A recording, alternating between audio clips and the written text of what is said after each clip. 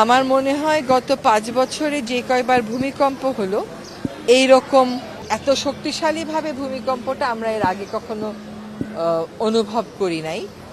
এটা বারবার আমাদেরকে একটা সতর্কবার্তা দেয়া হচ্ছে। সেখানেই যদি আমাদের এই অবস্থা হয় তাহলে যেখানে অরিজিনেট করে নিশ্চয়ই সেখানে আরো অনেক শক্তিশালী হয়।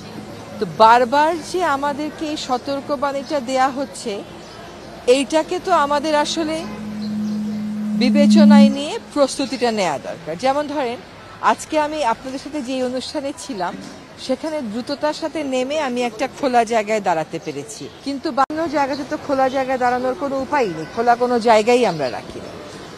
ঢাকা শহরে সুউচ্চ ভবন হবে কি হবে না সেই বিতর্কে যে আসলে কোনো লাভ নেই। তার কারণ হচ্ছে এই দেশের মানুষকে হয় আপনার উপরের দিকে যেতে দিতে হবে, নতুবা আপনাকে সমান্তরালে যেতে দিতে হবে।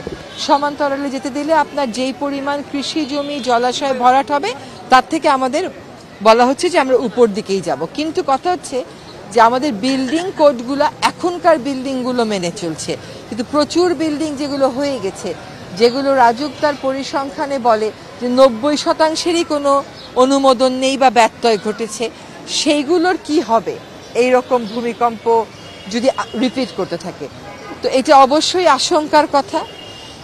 আমি কোনো স্বস্তির কথা শোনাতে পারছি না।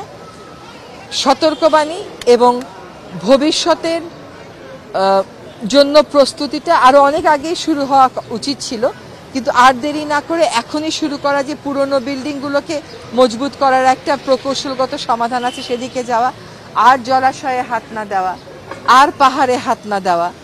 রাস্তাটা তো লাগবেই।